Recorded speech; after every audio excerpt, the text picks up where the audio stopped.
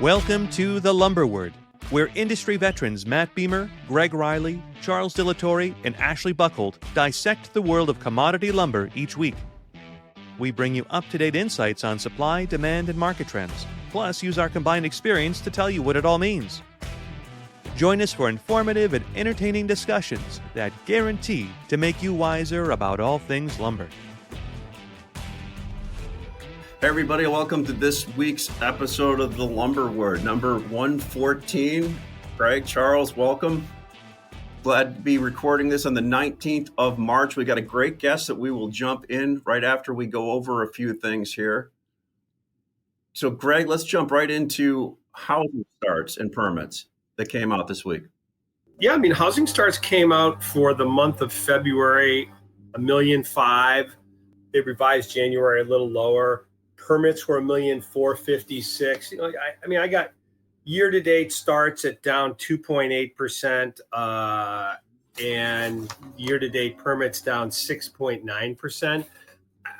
I think it was consistent with what we talked for the demand side in 2020 side is, hey, sharply sideways. If we had steady, big builders are going to continue to build stuff. We're hoping that we get a bottoming in multifamily, which I think we will see. After being down 40% last year. So nothing special on that, Ash. Sounds good. Lumber-wise, it's great having a guest on this week. Not only that he's kind of cutting edge on a bunch of this mortgage information going around, but we don't have to talk about tariffs and all kinds of other stuff during this conversation. Thank you, Lord. That seems to take up a lot, but just a real quick summary of the market. Charles, pine kind of still trying to find its way. You can probably get more 2 weeks or sooner at most mills. Am I wrong there?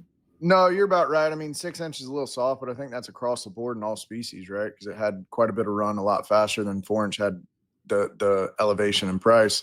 4-inch is kind of firmed up depending on lengths. Obviously, 12 and longer is a little stout, but there's not a lot of buildup, and I think mills are pretty confident in where their order files are, and it gives them a sense of price continuity. So I heard something interesting on Southern Pine and kind of lived it a little bit here, and Gregg and I have lived it. Logistics right now. Nightmare. What I'm hearing in the South are people that thought they had money in loads of Southern Pine are losing money on orders now because logistics is getting tight on trucks everywhere. We had some loads in Louisiana that I thought were going to be $2,800 up to a location. They're $3,500 now. Gregg and I are working on shipping stuff out of the Northeast. Two things happening. All the tariff talk, I can guarantee a truckload of aluminum or steel is going to probably pay a lot more money than a truckload of lumber. And two, there was some issues with, I don't know if it's fake news or not, in the South over the weekend. They said some people were getting pulled over and asking whether they could read something in English or write something in English. If there's a fear of that out there, you're going to lose. You're going to lose. That was in Arkansas. That was in Arkansas. Yeah, it was in Arkansas. You got to stay on the conspiracy side of Twitter. The conspiracy. Well, I'm on it quite a bit. So, but the point, just even the threat, even the fear of that. If you knock 10% of the drivers out of a certain lane, it raises the price substantially, right? 25 to 30%. And it's seasonal also. Seasonally trucking tightens up in March, April. So that's true. Why every year do we forget about that? Real quick, spruce. We noticed 6-inch. Everybody wanted to move 6-inch out of the East. I don't know enough about the West. 4-inch.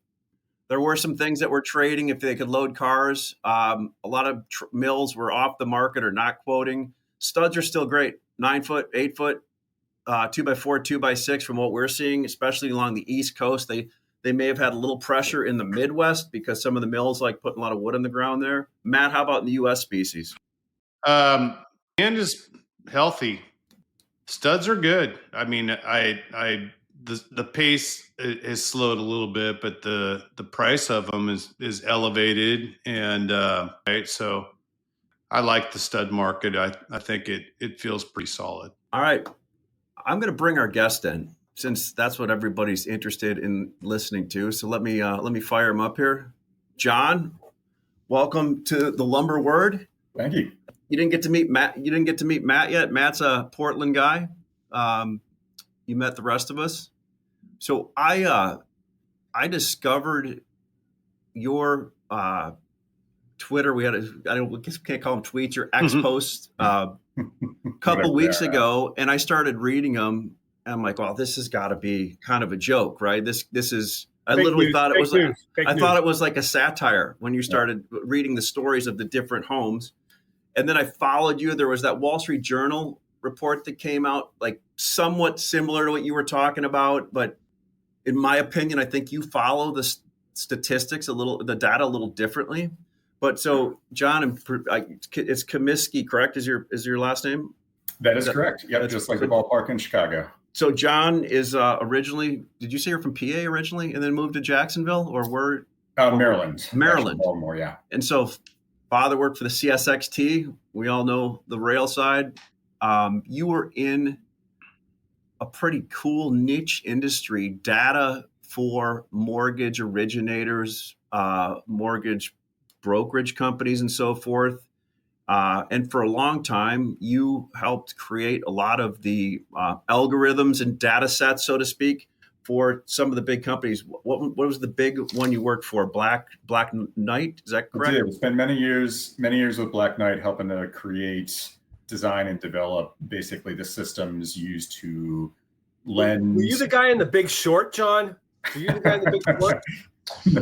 No, although I'm kind of doing a similar thing to what he's doing. Unfortunately, it won't have the same economic rewards for me. I don't think that it had for that guy. Yeah. Interesting. So you basically, as we talked in a phone call, you quit your day job, you quit your W-2 job. Yeah. Just real quick, I thought it was also interesting. You also are creating a model for money going in and out of the Fed. Is that right? Yeah. So specifically, the U.S. government's bank account at the Fed, the Treasury General account. I model what it's going to do from day to day, which reflects taxes coming in and government spending going out. And I do that to project like what the Treasury's funding needs are going to be, so how much debt they're going to raise. And then it also works out really well for projecting the X date, which the X date, the debt ceiling, when the U.S. government will run out of money in August if they don't raise it before then. And then you decided to start really digging into some of the data you were familiar with, which is mortgage data, especially FHA mortgages. But I think since a lot of people are on different sides of the scale on knowledge at all in the mortgage industry, and it's something we rarely do. Could you walk us into the FHA part of it by just, when I'm going to get a loan, how does that start and where does it go to? And John, I got to understand, you need to talk to Matt like he's a Labrador Retriever. Golden Doodle. Yeah, exactly. All right. Well, and I'm Matt. That's only because that's the way you tell me to talk to you, right? That's how I told John to talk to me also. All right. I will give it my best shot. So mortgage lending 101. So who are the mortgage lenders, right? Sometimes they're banks. Most of the time these days, they are not banks anymore. They're kind of companies that are dedicated to do mortgage lending, or maybe both mortgage lending and then the servicing of the mortgage. They have different models that they do it by. You've got your what's known as your retail lenders that'll have branches. Sometimes you'll see a Loan Depot store in a strip mall, or you'll have like Rocket, which is doing primarily direct to consumer over the phone or through the web.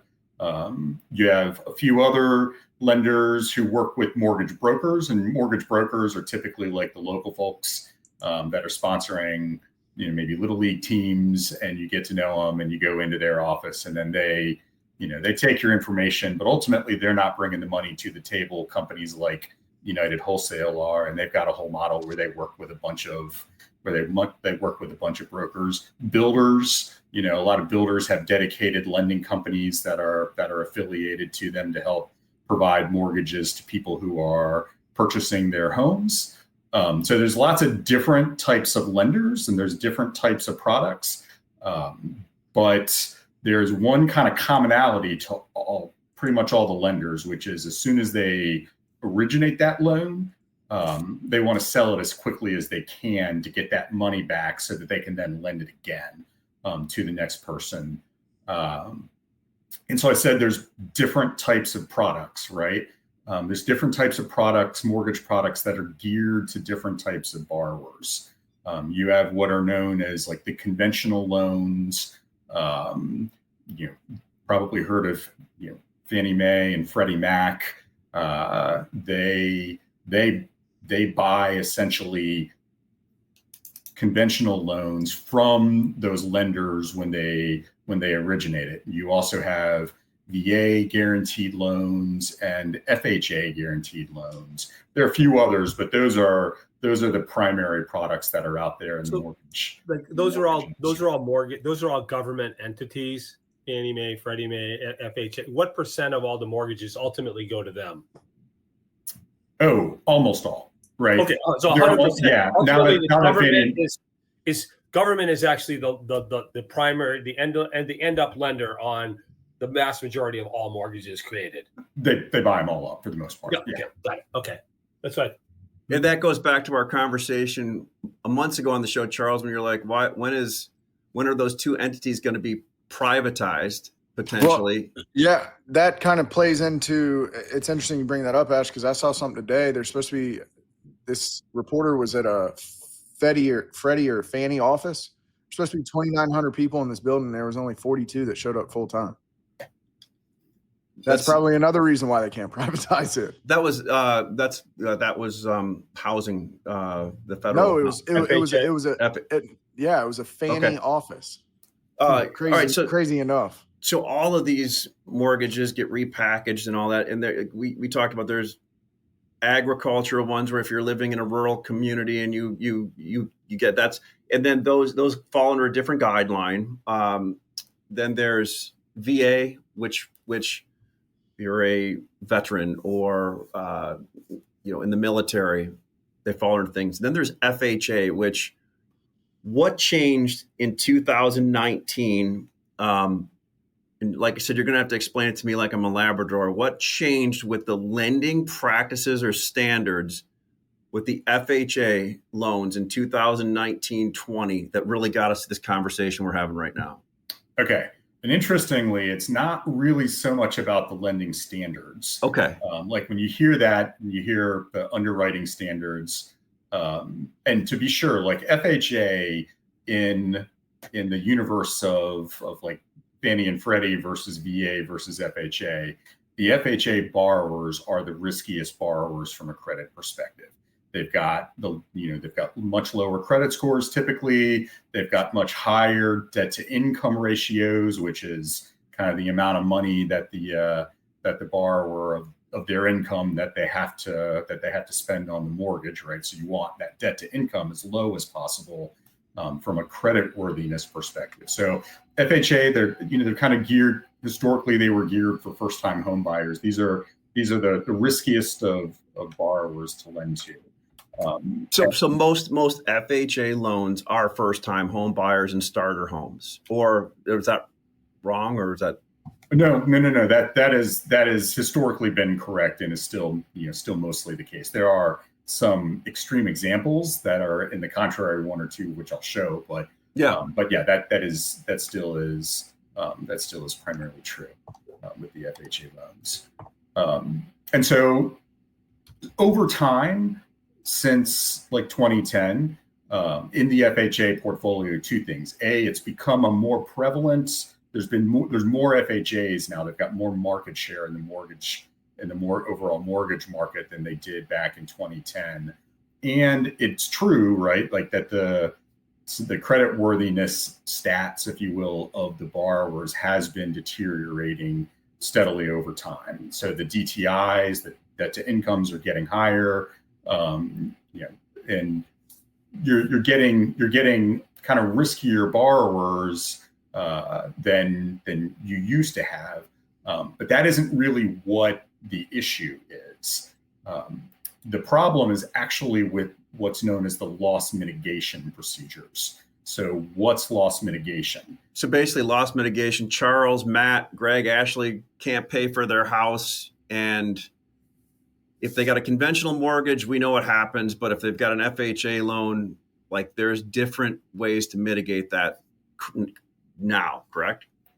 Yeah. And to be honest, a conventional loan, they have loss mitigation procedures too. Like all of the different, Fannie, Freddie, VA, FHA, they kind of each have their own set of loss mitigation procedures. And being fair to the FHA, almost all of them made them very, very permissive when the pandemic hit. I mean, the focus in the industry was making sure that servicers didn't go bankrupt because they had to continue to make the payments to the investors, regardless of whether or not the borrower is paying. And while they'll eventually get that money back, that's a liquidity concern for servicers. So there was a focus on making sure servicers stayed liquid, and then B, borrowers stayed in homes. That was kind of the focus during the first, as the pandemic unfolded, and then in the year or so afterwards, as we were kind of figuring it all out. How did that loss mitigation change in those years? Like what did it go to, and how did it change? Yeah. So specifically, a couple of the key changes were, one, the FHA introduced, they already had what was known as a standalone partial claim. And I'll explain exactly what that is here in a minute. But what they did is prior to the pandemic, you couldn't string these standalone partial claims together, one after another, and basically keep getting them without ever making a mortgage payment. That was something that wasn't possible under the FHA loss mit procedures prior to the pandemic. But then they opened it up. They opened it up where you could do that, and problematically, they never closed that. They never closed that loop, and still haven't. And so, what a partial claim is we'll take Charles, perfect example. Charles is not paying his mortgage. He gets 4 or 5 months behind. The entity that's servicing his mortgage is going to call him up. Charles answers the phone. Servicer's going to say, "Hey, Charles, can you resume? Can you afford to bring your loan current, to make the 5 missed payments that you haven't made?" Charles says, no, he can't, but that he can make the payments going forward. He just can't cover what he's missed. Then what the FHA will do is they will reimburse the servicer the 5 payments that Charles didn't make over that time. And then, voila, the loan is now current and Charles goes on. Where does that principal get back and loaded into the actual principal or anything? Or is that, So what the FHA gets is they get a junior lien that is repayable at the maturity of the mortgage, or if Charles sells his house, or if Charles refinances, then that would the proceeds from that would cover the junior lien. Notably, that junior lien is interest free. So it's actually pretty advantageous to the borrower because you're effectively getting an interest-free, 26 to 30-year loan, which is a pretty sweet loan to get. What? And all right, so Charles does this. Great, Charles is current again. And if Charles pays, then fine, right? Like, these partial claims are an effective loss mit procedure to help a borrower who really has a genuine temporary rough spot. Say Charles, lost his job and he needed some time to get another one before he could resume. That's the intent. That's the intention. 100%. Yep.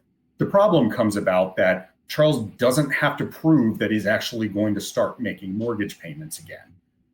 And so let's say that Charles doesn't, and he misses another 4 or 5 payments, and the servicer calls him up again, and it runs through the same script with Charles. Hey, Charles, can you afford to bring your mortgage current? Nope, sure can't. Well, can you resume your payment? Yes, I can. FHA pays the servicer for those 5 more missed payments, brings Charles current, rinse and repeat. And this was not previously doable under the pre-COVID loss mit procedures for the FHA. And while you could maybe understand it, during the pandemic and in the immediate time frame afterwards, the reality of it is it's been like this ever since, and it's still like this, and it will be like this for a little while yet. So this loophole still hasn't been closed. 100% has not been closed. That's a problem. You think? Good grief. How many mortgages are out there that have had multiple loan loss mitigations? How many mortgages are out there that fall into this category that this has happened more than once? So basically size it up, right? Yep. So I don't have that exact stat, but I can tell you what happened in February. In February, there were about 31,000 new partial claims that were done. And about 14,000 of them were repeat partial claims. So the borrower had gotten a partial claim at some point in the past. And if memory serves, it's about 8,000 of them received a partial claim in the last year, within the last year. So they're getting a second partial claim within a year's time frame. And these partial claims typically will cover, it can be anywhere from 4 to as many as like 20 payments, depending on how quickly the servicer connects with the borrower on it. Typically, they're probably 6 or so is what the average length of or number of payments that a partial claim, based off of the data that I see. Where do you pull this data from? Where do you how you can't reveal all secrets, Ash? I mean, that's like asking the man what's in the juice. No, but I'm really curious because John, you mentioned something to me when we were talking about, hey, I think people that are looking at this data are interpreting it incorrectly, and I may be interpreting it differently. Did I hear you right when you said that to me a little bit? The way it's, or did I? Yeah. Okay. Yeah. So, there's a couple of different data sources for this, right? Like the FHA provides performance data on their entire, on all of their loans. They do it. It's every month, but it's with a couple months lag. But they're just giving you high level numbers. Like here's the delinquency rate, which would be anybody who is late by a month or more. Here's the serious delinquency rate, which is anybody who's late by more than 3 months or so, but they don't really go into the details. Okay. So to ask a question, that delinquency rate, does that include anybody that says, right, and I use air quotes, yes, I will continue, or I can afford to continue, and then the FHA writes that claim, and now what you described as current, are they now no longer delinquent, or does that still really? Yep, 100%. 100%. Wow. Are they really delinquent? Well, arguably, yeah. If you get a couple of these things in succession, you haven't paid in 2 years. So whether or not they're delinquent will fully depend on, whether or not they've crossed 3, 4, 5, and the servicer has talked to them. But yeah, as soon as they bring it, the partial claim is made, then they'll be current for a month, and then they'll probably slip right back into delinquency. So you're tracking it now, and people can go to your Substack. I'll put it in the notes and so forth. Do you have an idea of how many you think? Maybe caught up in this, just in this whole process of delinquency since this new loss mitigation was put in? Yes. But there's another pocket of distress that bears talking about. Let's do it. Which is the loan modifications. So when the servicer, and I see Charles is left to go take a phone call from his servicer.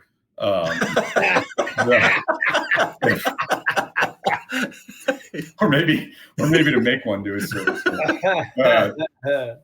if when the servicer asks you if you are able to resume making the mortgage payment, if you tell them no, or if you've exhausted your partial claim pot, right? Because the FHA does have some limit. That limit's pretty high. It's 30% of the principal balance of the loan whenever the first claim is filed. And since these things usually, so you're saying they'll continue to pile on money on the back end until it exceeds 30% of the total loan? up to 30%. Wow. Is that bad, Greg? One of my things is obviously, these are loans that typically are very low down payment to begin with. And so, as you increase the principal balance, granted, existing home prices have held up, but at some point you're going to be in that situation back in 2008 where you have mortgages that are in excess of the value of the property. Well, that's only if the housing prices drop, Greg, which everybody tells me that's never going to happen. I think I'm being targeted because I'm the youngest one on the show. John was just wondering if you called your mortgage. I have my AirPods. That's kind of your standard line. Okay. All right. Hey, John, I'm used to being kicked in the mouth, man. So, John, did you throw a number out of how many you think may be falling under this?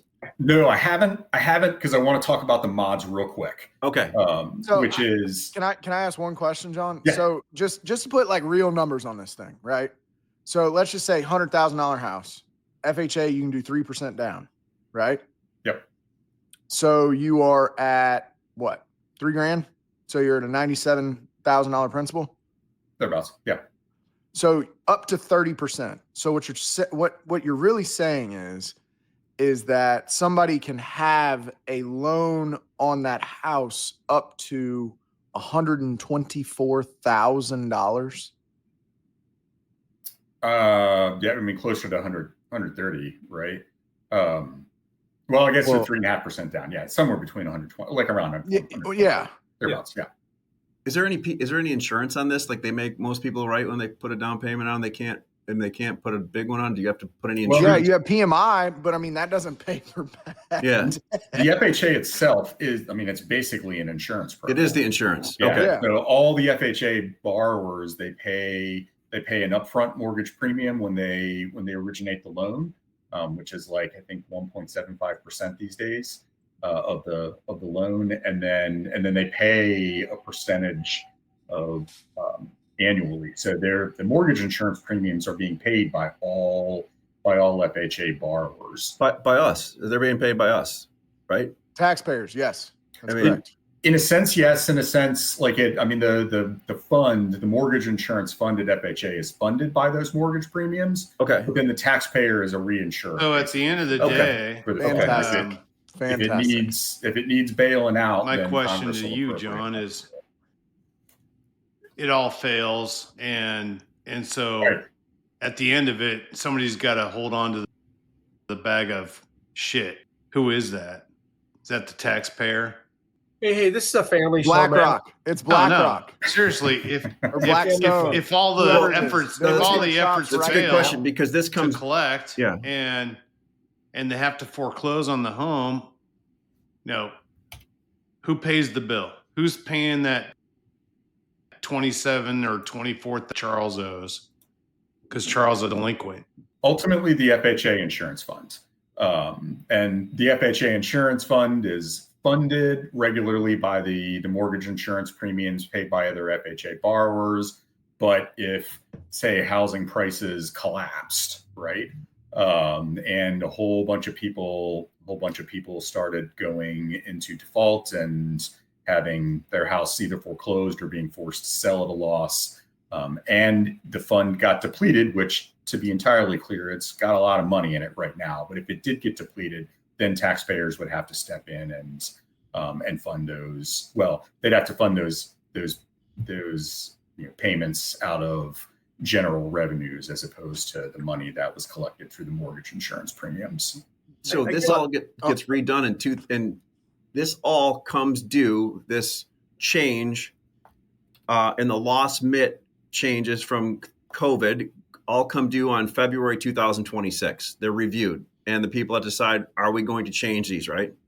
Well, they're not reviewing them. They've already set in motion that they are going to change on February. Okay. On February 2nd. That would seem to be like the 101 is, stop digging the hole that we're in, right? But they may not change them either. Put the track hoe back in the garage. They We're could not decide using shovels here, fellas. They could decide to kick the can down the road, but like, is that correct? They could change them. They may not too. It's not impossible. They could accelerate them forward and have the loss mitigation procedures tighten up again, where you can't string together the partial claims. You can't get endless mods, which you can get today. They could pull that forward. It was originally set to expire in late April, but then the FHA on January 16th extended it to February 2026. So this whole, just asking a question here, this whole like build to rent thing phenomenon that everybody's talking about and private equity's involved in, and these zoning and these postage stamp lots that are, an eighth of an acre with this 1,200 square foot house. It's all funded by, private equity, right? REITs, whoever it is.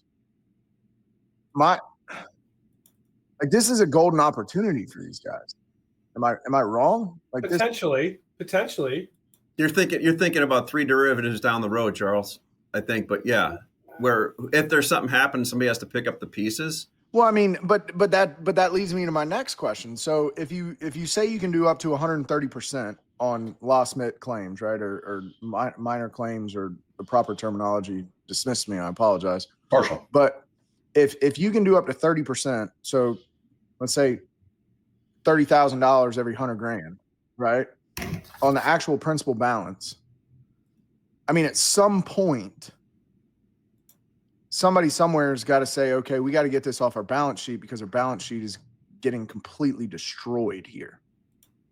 You sell them to Greenland, right? Sell them to Greenland for their oil resources. Well, golly. I'm just thinking about how we get out of it, right? I mean, I turned 39 in December, right? I graduated college in 2009.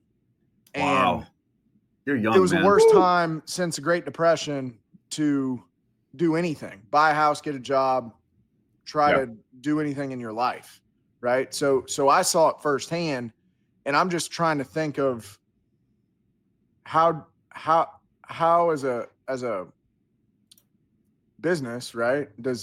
Do we prevent catastrophic events from happening? Because this sounds horrible. Charles, can I preload that question with two questions that'll walk into that? Because here's what I'm thinking about from what you just said. Okay. How much of the run up in prices for entry level? You see, entry level homes are so high right now. Everybody affordability. I heard one of the big guys is selling 1,000 square foot houses outside of Austin for $385,000. Okay. So how much of this contributed to the last 10, 20, 30% run up in entry level homes? And two, I got to be careful the way I phrase this. How many realtors or mortgage brokers out there know this and with a wink are telling the buyer, hey, you should look into an FHA mortgage because we can get you in at the full price, right? This is everybody listening on here that wants to yell at me about that. This is just me asking a question. I might be stupid about this, but if you're a realtor or a borrower and you want to get somebody to buy that $500,000 or $400,000 entry-level home when they only have $10,000 in their bank account, is this situation potentially being taken advantage of right now? All right. So to answer the first question, right, like how has this impacted those entry-level home prices? I mean, I don't know specifically how much, but basically there have been no foreclosures or forced sellings of FHA properties over like the last 4 to 5 years. I mean, there's hardly any, right? Almost none. I mean, basically you either have to abandon the property or completely ghost your servicer and not talk to them in order to get foreclosed on. It's in part the partial claim problem, but then even if you max that out, then you can keep getting mods. You can get modifications that raise the payment, which makes no sense at all. But the servicer has to offer it to the borrower, and the borrower can accept, and they can accept mods over and over again. So you can start with partial claims and then end with mods after you exhaust your partial claim allotment, and they'll just roll the missed payments into the actual principal balance of the loan when they modify it. So yeah, none of these things. So that's going So we to didn't have learn an anything impact from 2009. on- Don't have that supply out there of foreclosures and forced sellings.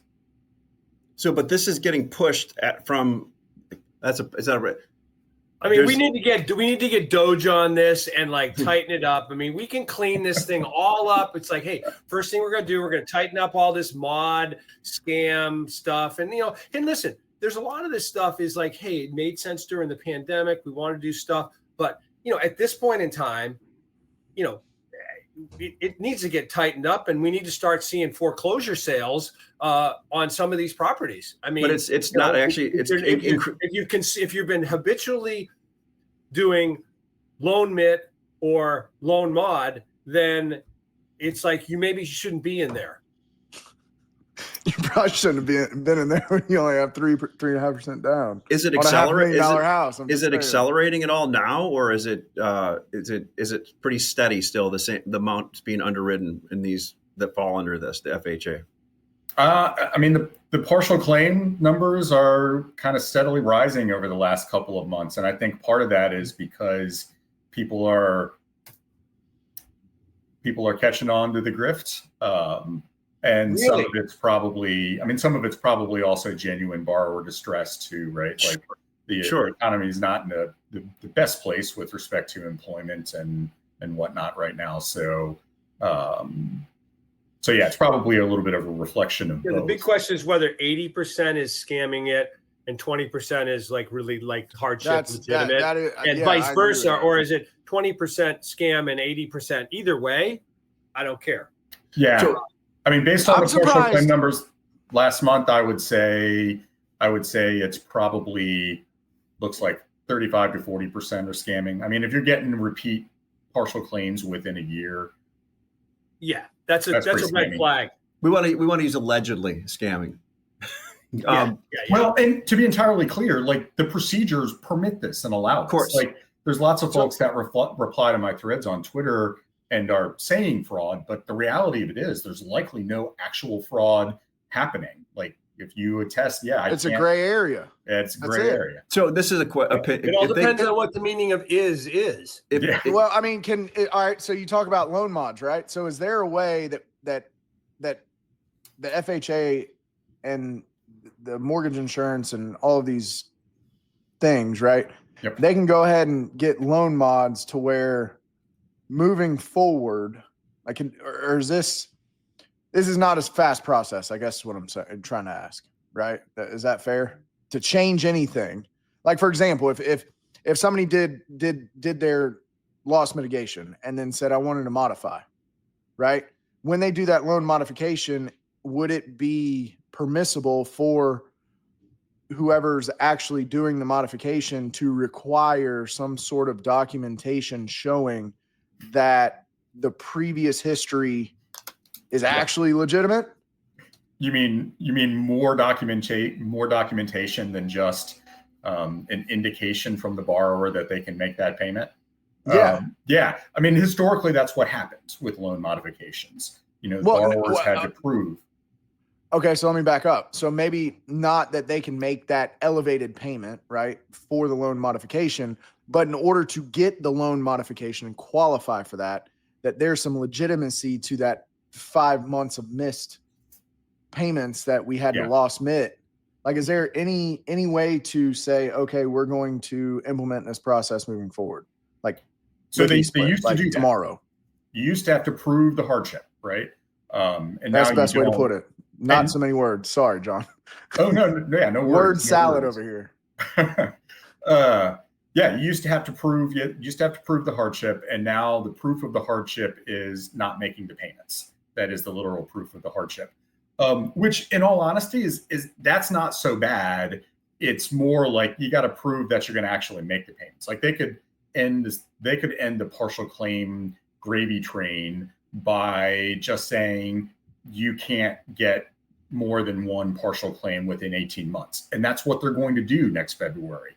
That's the new standard. You can only get one partial claim within like every 18 months. That'll stop a lot of the nonsense. And how much will that hurt housing? How much will that hurt new home sales though if they did that? Like, see that gets into the question of what's the sort of impact that this is going to have.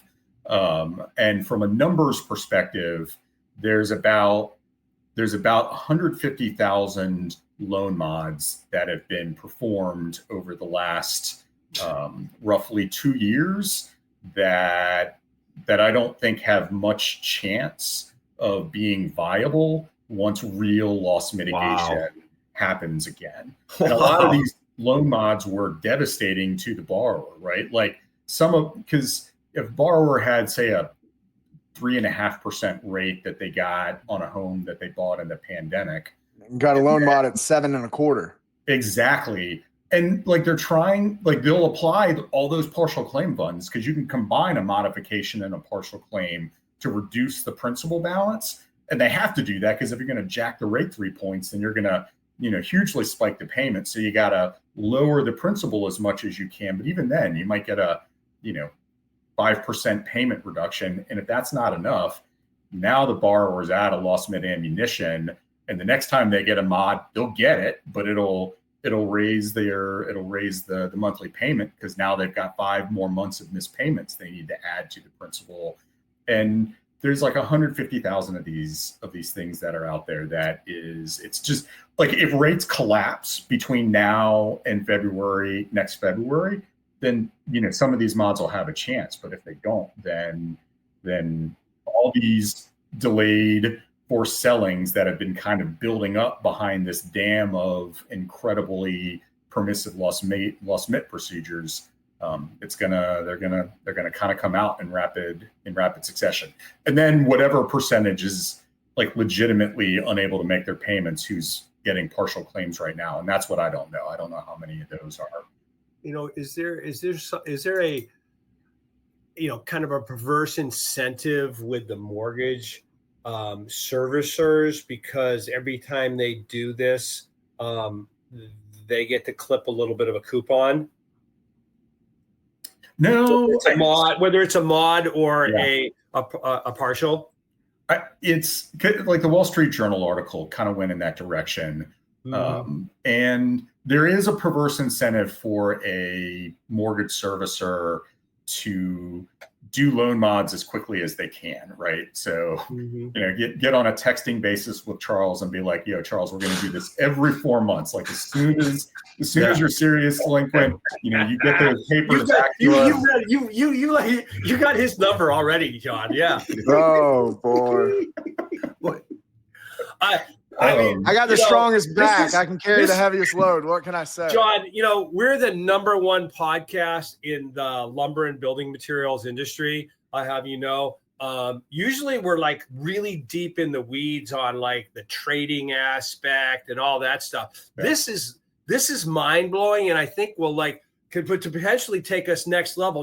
We're not going to go Rogan yet, but I think Question: I wanted John to show us a couple examples that he had teed up, but also my question was, out of those 150,000, what areas of the country are they heavily dominated in? Like, where are they sitting? A lot of them. What part of the United States are they? More in the Sun Belt areas, or?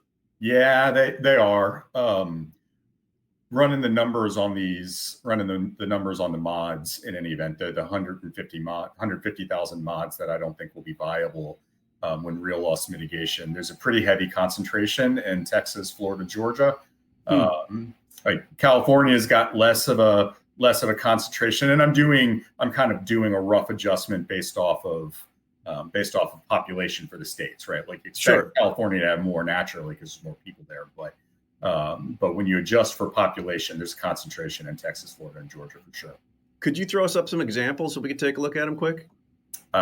Yes. Ash loves to geek out on spreadsheets. Well, no. So, John, what do you do every day? You post the loss mid of the day, or what do you usually post when you're throwing stuff up on X? Like, it's the FHA loan of the day. And so I go find, the most entertaining, egregious examples of gaming the system. And this is today's FHA loan of the day that I posted a couple hours ago. How do I make this screen so, full?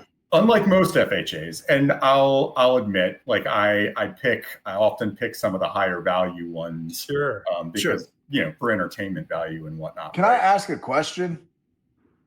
Yeah. John, usually I don't have these kind of manners because we talk all over each other, and Greg's kind of a bull in a china shop, and he likes to run over everybody. Mm-hmm. So thank you for showing us a little bit of class and manners. First of all, hold on, Gregg, I'm not done. Charles, I want to hear what you have to say right now. I appreciate that. So when we think about a low down payment loan, and something being insured by the federal government, is there not somebody somewhere that says, hey, we probably need to cap that at $400,000? I mean, they do. They have loan limits. They're just higher, particularly in some spots and higher in counties that have expensive homes. I've got some $1 million loans in there. Yeah, FHA loans. At 3% down payments? Huh? Yeah. Well, 3.5, but yeah. Oh, semantics, John. Semantics. So what was the one? The one today was a $913,000 loan at 6 3/4 points. I'm sorry, I missed the last part. $913,000 loan in California. Actually, I believe we are. It's a 2-unit property, and the borrower makes the first payment, but then stops, right? And what I do and I don't know how well this will show up. So they're getting rent on the other property. Maybe both. Presumptively, I mean, unless they're not charging the tenant in the other unit, or maybe you can't make this stuff up. So they make the first payment, and then they don't make any payments until they get this partial claim. How much is that partial claim? Well, I mean, the partial claim will bring it current, so it covers missed principal and interest, and it covers missed taxes and insurance. It's about $7,000 a month on this property. So the FHA paid about $70,000. They covered the 10 missed payments. The borrower promptly started missing payments again, but then it looks like, hey, maybe the borrower came current. Maybe he's just struggling and isn't gaming the system. The problem is when we come down to the check bounced. We come in and take a look at the payment history again. Oh my God. 204. All right, check bounced. Here we are. Still no payments since the one payment that they made. They get another partial claim for, I think this one was for $70,000 too. And then they immediately go delinquent 3 months, which brings us up to February. This is the last data point that I have on the loan. So they've up to this point they have amassed. I think we can all agree. I probably need to wear readers because I can't see that at 30. Yeah, but I think we can all probably agree that this one probably needs a little special attention. And hey, let's get foreclosing on this property because this is. Did you have a chart you wanted to throw up? Chart? Sure. It's a little. Yeah. Well, yeah. I'll see if I can make it larger on here for Ash, Charles. you see that? You're like top 5 people in his messages on the side. Did you see that? How's that? I don't know. I just saw it on his X. Oh, or whatever it's called nowadays. Okay, so what this chart shows, this chart shows the delinquency rate trends of various kind of subpopulations within the FHA portfolio, right? Like lots of people track what the headline delinquency rate is for FHAs, but that doesn't tell the whole story at all, right? You have to look at the various subpopulations to really understand. And that's what I've been doing. And that's what kind of differentiates my work from what you can get from Black Knight / ICE these days or the FHA itself. And this chart's a really good chart because if you look at these 2 dotted lines, and this is the non-HAMP and HAMP mods post-spike. So these are the modifications that 150,000 population of modifications that I'm so concerned about. And you can see for the ones that are still in MBS, that are still in the MBS pools, they're running at like 47, 40.5% delinquent. And you compare that to the rest of the portfolio. You've got some pre-spike mods that aren't performing great, but then you get down to the rest of these are the purchases and the rates, refis, and whatnot, and it's not great, but it's a different kettle of fish than the 40 in those mods. And you see the same thing when you get into the serious delinquency rate trends.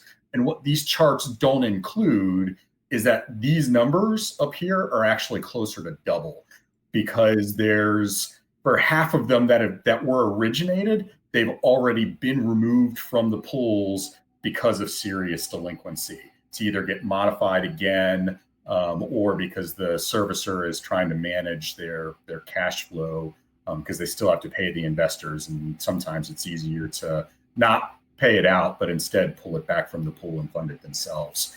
So the real delinquency rate on this set of mods for any given month is closer to like 70%, down to like 55% serious delinquency.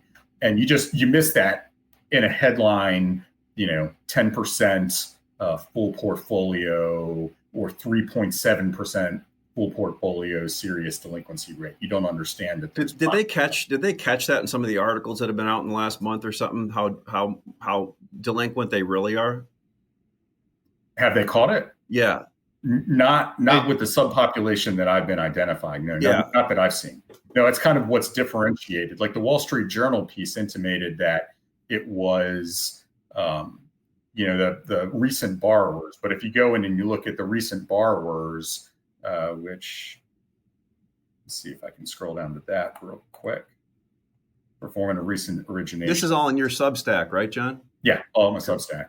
The recent originations, again, excluding the mods.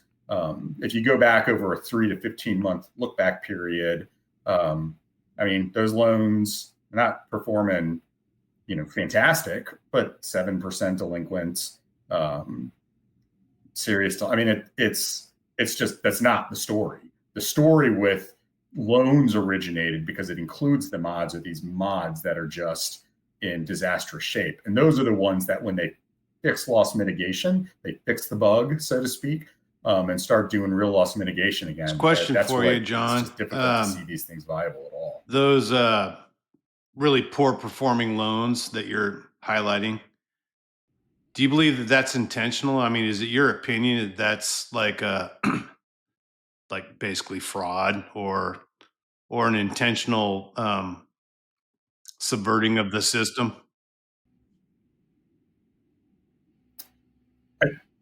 I think for some of those mods, if you've got a borrower who knows their loan is doomed, then they're going to probably take as many mods as they can until the music stops on them, right? For the others, there were a lot of these mods that were performed that were, in retrospect, heavily disadvantageous to the borrower because the borrower said the wrong thing to the servicer when they asked the question, can you resume making the mortgage payment? So if Charles had said no in that situation, then they would have put him into a mod. And in 2021, that was fine. That was great because he's probably going to get a lower rate, which is going to help to lower his payment. Probably doesn't even need to dip in maybe to his partial claim pot. But instead, for the ones that did it in 2023, they had their rate jacked up 3 points. Then they exhausted their partial claim pot, got very little payment relief, and now they're hosed going forward. So I don't think that was intentional. It was just an effect of a bad policy, like it's abject FHA policy failure is what it is.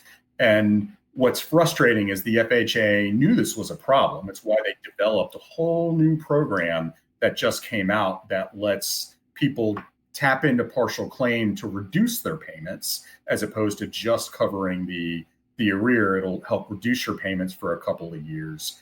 But it took them a year and a half to roll that out. And there were 150,000 borrowers who got hosed in the process. So John, you're an expert at this stuff. That is evident. The data that you have shown us today is impeccable. My question, based on your background and your knowledge level, we're just a bunch of lumber guys. How do we solve this problem? Well, I mean, there's two things. In your professional opinion, right? Yeah. I mean, and there's two things to solving it. The first one is for the folks who are getting strings of partial claims, like the loan of the day that I showed, they just need to stop that immediately, right? I mean, who knows whether or not that borrower can pay? You know, why would you pay when I can get a 30-year interest-free loan from the FHA to make that payment? I mean, sure, it wrecks your credit, but you already got the house, so you know maybe you don't need credit if you're getting an extra $7,000 in your pocket each month. So that's part one to fixing it. And then with respect to the 150,000 that are sitting out there, I mean, that's a tough question. I mean, it's a tough policy question because the FHA's actions really did not help these borrowers. But then these borrowers are not paying, and there's the other side of the equation where there's many folks who are millennials and Gen Zers who can't afford to get into a starter home because the FHA is effectively paying the mortgages on all these mods and people that beat them to the punch, basically. Yeah, some of the partial claims. So I mean, sounds like in a lot of markets, it would probably be helpful to kind of start clearing the deck and would have a identify a liquidity partner. Yeah. Well, no, I'm just saying is, so we look at, like existing home prices have held up so strongly, partially, we've been saying it's because of the lock-in effect on all the people with low rates, but it's also a fact is we haven't had any foreclosures for 3 years. Yeah. And, the pandemic, unless I'm missing something, I mean, that was a long time ago. I mean, I miss it a lot. I mean, I would love we all to have do on this COVID come podcast, back. Greg. I mean, I actually like to best, see you in a those mask. are some of the best years going forward. So John,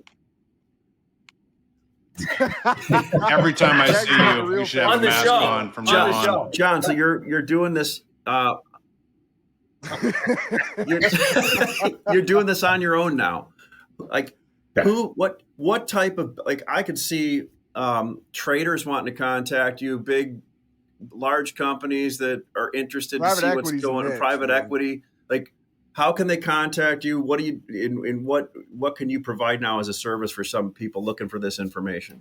Yeah, so I publish the Reverse Engineering Finance Substack, which they can find. It's actually johncomiskey.substack.com is the title of it, where I publish both articles like this and then underlying data, and I'll be expanding the data that I publish through the site as to kind of what's going on. For if there are MBS or mortgage-backed securities traders out there who want to maybe get an edge in terms of determining which loans and which pools are going to prepay faster, because that bears on their business. And then eventually I'll start grouping these things together by servicer to try to get an idea of which servicers are going to be exposed because they're servicing a bunch of these 150,000 mods of doom, I dubbed them.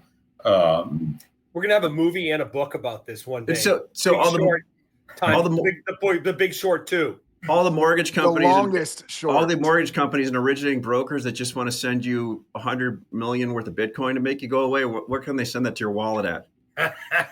I'm sorry, say again. Where can they send you money? All the big mortgage brokers and real estate companies just want to make you go away. Like, where can they send the $100 million of Bitcoin to? Because I mean, if they want to do that, then they should, either subscribe to my Substack and just, send me a private message, or they can follow me at Twitter at John Comiskey 77. Yeah. And shoot me a DM.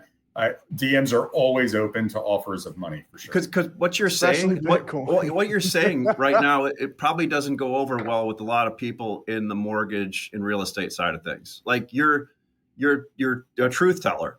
You're seeing what you're. Well, you're seeing. contrarian to the warm and fuzzies that everybody's experienced over the past 3.5-4 years. This has It's been refreshing, awesome, man. I mean, I'm hoping that we're going to be able to do a follow up here in a few months and get a real, like an update. And I mean, I think hopefully we can get some policy change out of this. I mean, when Elon listens to the pod in a couple of days, he may, put a couple of tech pros on this. Well, Ash has got to do the pod from his Tesla Cybertruck. Right. Yeah. Before he gets firebombed. By the bicyclist. Oh, well, John, I really appreciate you spending the time today. And also, this is the first live one we've done in a long time on video. Yeah. So we're going to repackage it, keep the video out. It'll be live on the Xstream. You can repost it on my Xstream. And then we will repackage it as a podcast tonight so we can listen to it. But it's live on LinkedIn and on Twitter. At least that was the game plan. I'm going to check to make sure. I did my part on LinkedIn and reposted live. Hey guys, awesome! Yeah. Great to see you. Thank you, John. We'll see you next week. Thank you, John. Yeah, thanks, Matt, Charles, Greg. Pay your mortgage, Charles. Pay your mortgage. That's funny. I do religiously, promise. Thanks for listening to this week's episode of The Lumber Word. The Lumber Word podcast is dedicated to engaging conversations about the lumber industry, including trading ideas, market trends, and evaluations of overvalued and undervalued assets. We wish to emphasize that the discussions and opinions expressed in this podcast are purely for informational and entertainment purposes. They should not be considered as financial or investment advice. We encourage our listeners to make their own financial decisions, taking into account their unique circumstances and financial goals, and to seek professional financial advice if necessary.